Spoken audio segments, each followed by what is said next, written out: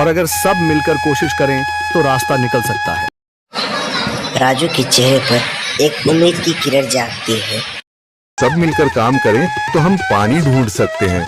हमने पहले कभी यह कोशिश ही नहीं की। लेकिन इतनी कठिन जमीन में नया कुआं खोदना आसान नहीं। मुश्किल जरूर है, नामुमकिन नहीं। अगर हम मिलकर काम करें तो ये हो सकता है। राजू खड़ा हो जाता है, उसकी आंखों में एक नई रोशनी है। तो फिर हम कल से काम शुरू करेंगे। मैं गांव के सभी युवाओं को इकट्ठा करूंगा। हम मिलकर नया कुआं खोदेंगे। राजू और सोनू गांव में लोगों को इकट्ठा करने के लिए चल पड़ते हैं।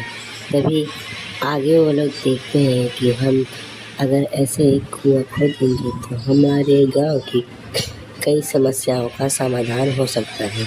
अगले सुबह राजू और मोनू साथ में चल देते हैं लोगों को इकट्ठा करने के लिए। की हवेली के सामने एक भीड़ जमा है। बाबा जी, संदरी, गांव के कुछ बुजुर्ग और किसान सभी मौजूद हैं। हम हाथ पर हाथ रखकर नहीं बैठ सकते। अगर अल्लाह ने हमें हिम्मत दी है तो हमें खुद पानी के लिए मेहनत करनी होगी। हम एक नया कुआं खोदेंगे। लेकिन राजू, क्या हमें यकीन है कि वहाँ पानी मिलेगा? बेटा, पानी जमीन के अंदर होता है, बस सही जगह खोदने की जरूरत है। हमने अपने बुजुर्गों से सुना था कि पुरानी नहर के पास जमीन नरम थी, शायद वहीं पानी हो। बाबा जी सही कह रहे हैं। अगर तुम सब यह काम करने के लिए तैयार हो तो मैं अपने कुछ मजदूर भेज सकता हूँ। धन्यवाद चौधरी जी, लेकिन हम सब खुद भी मेहनत करेंगे। यह हमारे गांव के अस्तित्व की लड़ाई है। संदरी, जो अब तक चुप थी, आगे बढ़ती है। हम औरतें भी पीछे नहीं रहेंगी। हम पानी लाने की व्यवस्था करेंगी, खाना बनाएंगी, ताकि तुम सब आराम से काम कर सको। यही हिम्मत चाहिए थी संदर। पूरा गांव एक नई उम्मीद के साथ कुआं खोदने की तैयारी में जुट जाता है। दूसरी ओर कुआं खोदने का काम शुरू हो चुका है। राजू, शामू और दूसरे युवा बेलचे चलाने लगते हैं। मिट्टी बाहर निकाली जाने लगती है। तेज गर्मी के बावजूद सब पूरी हिम्मत के साथ जुटे हुए हैं। दोपहर की तेज धूप जमीन आग की तरह तप रही है। गांव के लोग लगातार कुआं खोदने में जुटे हैं। हाथ छिलने लगे हैं, माथे से पसीना बह रहा है, मगर किसी ने हार नहीं मानी। महिलाएं पानी और सत्तू लेकर आती हैं ताकि पुरुषों को कुछ राहत मिले। हमें और गहराई तक जाना होगा। अब तक सिर्फ सूखी मिट्टी और पत्थर ही निकल रहे हैं। राजू, यह बहुत कठिन काम है। अगर हमें पानी न मिला। अल्लाह मेहनत करने वालों को कभी निराश नहीं करता बेटा। तुम सब अपनी कोशिश जारी रखो, पानी जरूर निकलेगा। हिम्मत मत हारो। अगर अब रुक गए तो फिर कभी पानी नहीं मिलेगा। सभी फिर से जोश में आकर काम में जुट जाते हैं, मगर सूरज की तपिश बढ़ती जा रही है और कई लोगों की सांसें तेज चलने लगती हैं। तभी एक तरफ से रामलाल और उसके आदमी हंसते हुए आते हैं। अरे भाई, तुम्हें लगता है कि जमीन तुम पर रहम करेगी?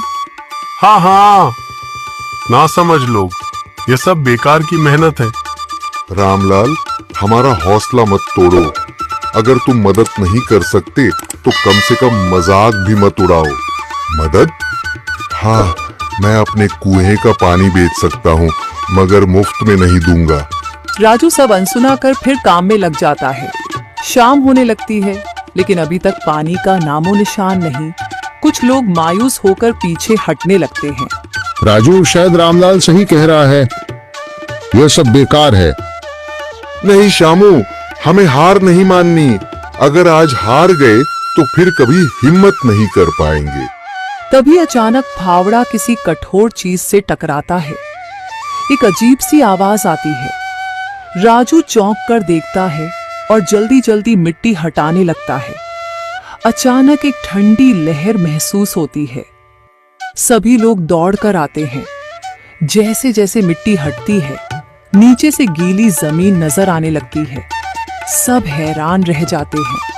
सुभान अल्लाह, मैंने कहा था ना, अल्लाह हमारी मेहनत को जाया नहीं करेगा। राजू और बाकी सभी जोर लगाते हैं। कुछ ही पलों बाद अचानक मिट्टी के नीचे से पानी की एक छोटी सी धारा फूट पड़ती है। गांव वाले खुशी से चिल्ला उठते हैं। पानी, पानी निकल आया। यह अल्लाह की कुदरत है रामलाल, जिस पर तुम्हें आनंद से झूम उठता है कि हमारे गांव में नए कुएं की निर्माण आखिर हो ही गई। लोग गांव की कुएं को देखकर बहुत ही खुश होते हैं और लोग हम सब के बारे में चर्चा भी करना शुरू कर देते हैं। तो हमारे चैनल को प्लीज़ सब्सक्राइब कीजिए।